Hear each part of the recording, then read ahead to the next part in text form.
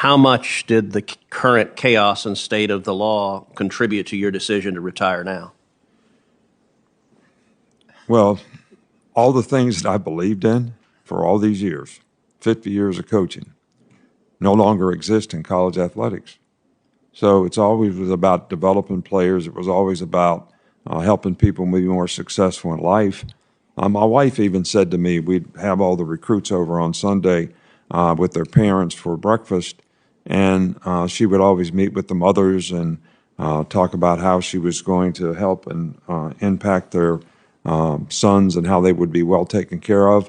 And she came to me, like right before I retired and said, why are we doing this? And I said, what do you mean? She said, all they care about is how much you're going to pay them. They don't care about how you're going to develop them, which is all what we've always done. So why are we doing this? So, to me, that was sort of a red alert that we really are creating a circumstance here that is not beneficial to the development of young people. And I want their quality of life to be good. I think, as I said before, name, image, and likeness is a great opportunity for them to create a brand for themselves. I'm not against that at all. But to come up with some kind of a system that still can help the development of young people, I think, is paramount to the future of college athletics.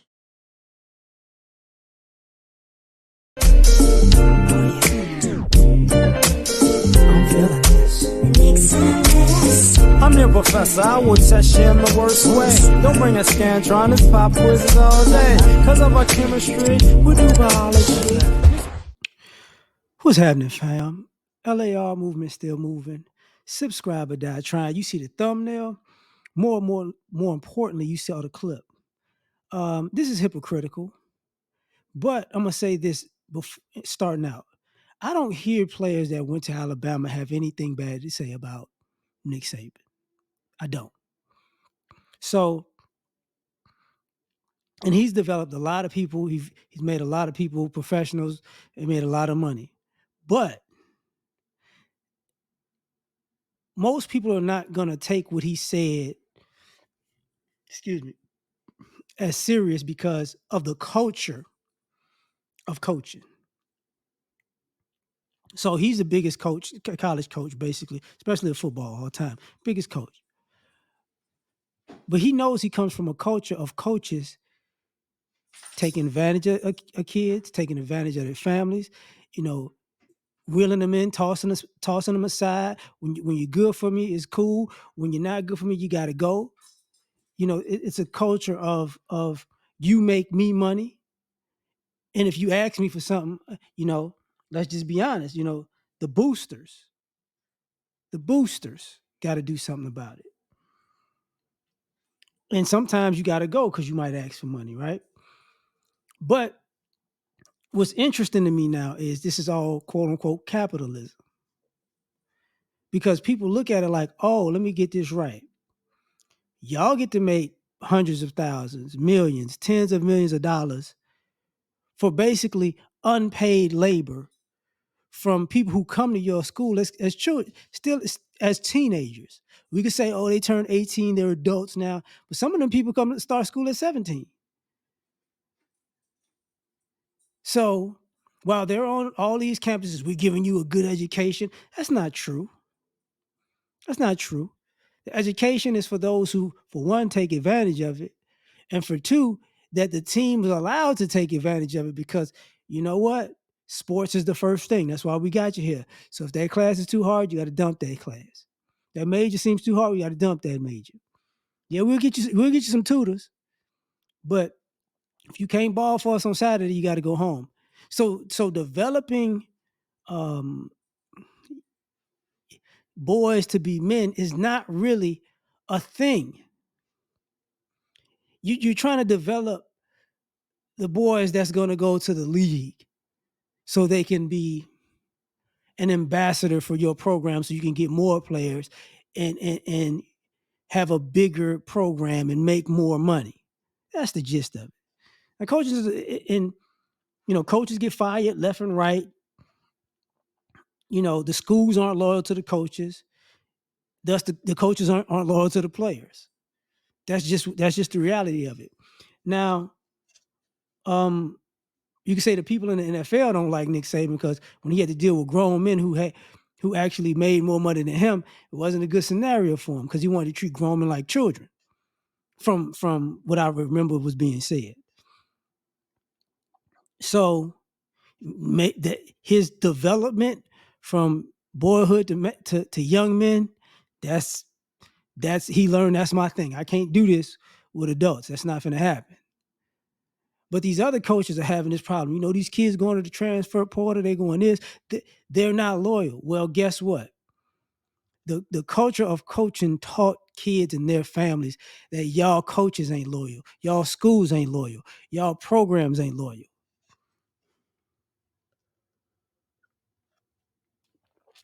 Y'all will turn on somebody, you know, like if somebody does the wrong thing, y'all will get rid of them. But if they too good, wait a minute now. But if somebody gets accused of doing the wrong thing, you might get rid of them. And then find out, we kind of ruined them, but I mean, predominantly what happens is, but the white girl says they did it.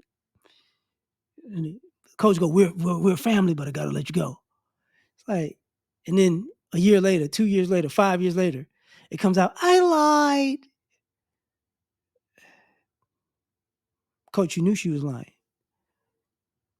How did I know? Because these are the same girls you introduced me to, and the same girls your staff introduced me to. And when I came to visit here, y'all was trying to throw these girls off on us. Just like the basketball coach that got caught up in basically the prostitution scandal. So the other thing is, you know, when this goes to Congress, you know, there's this underlying thing, especially with football, that you can say, that I can say as a black man, y'all don't want these young black boys making no money. That's the death of, oh my God, these young black boys are gonna make money. Oh, the young black ones, they're gonna have money in their pockets. Well, shit. How many of them made y'all money? How many of them were used in commercials and their jerseys were bought? You know, how many of those that y'all use as advertisement for people to come to your school? You know, I'm going to that school. All these people there, I'm going there too. Oh, okay. How many? You know, and you know, the irony of it is, you know, Nick Saban retired from Alabama, which is, if I remember correctly, was the last school to allow black players in. Ole Miss had black players before Alabama, basically. Because he's Alabama or Texas, I believe. It's one or the other. But I think it was Bear Bryant. So ultimately,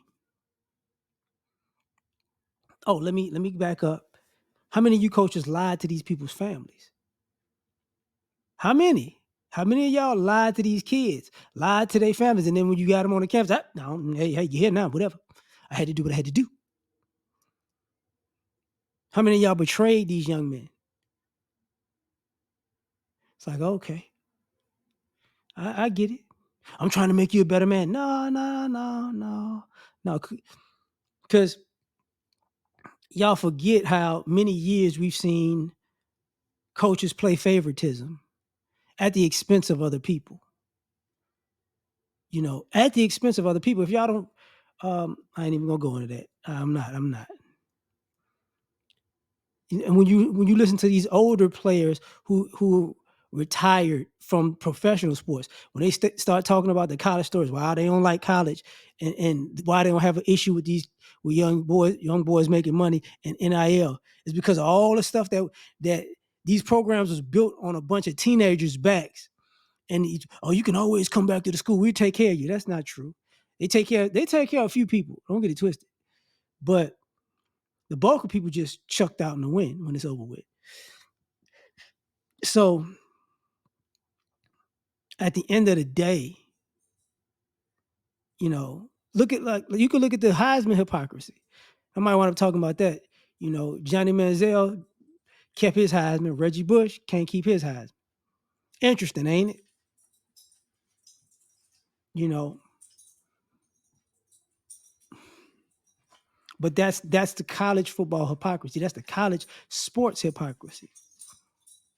So at the end of the day, you got to start asking the questions. Why bring this to the Senate?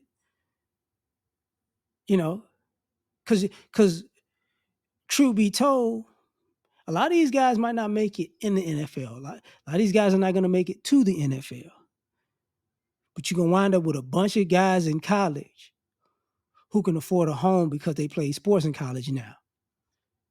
And that's the issue. Because too many young people might get chucked aside, but they're going to have something to show for it at the end of the day. And like Nas said, you know, they don't want a nigga having shit. That's the gist of it.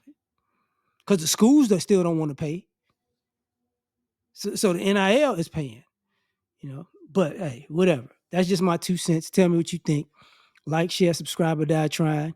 Catch y'all on the next one. Peace. You ever been at the top of the universe?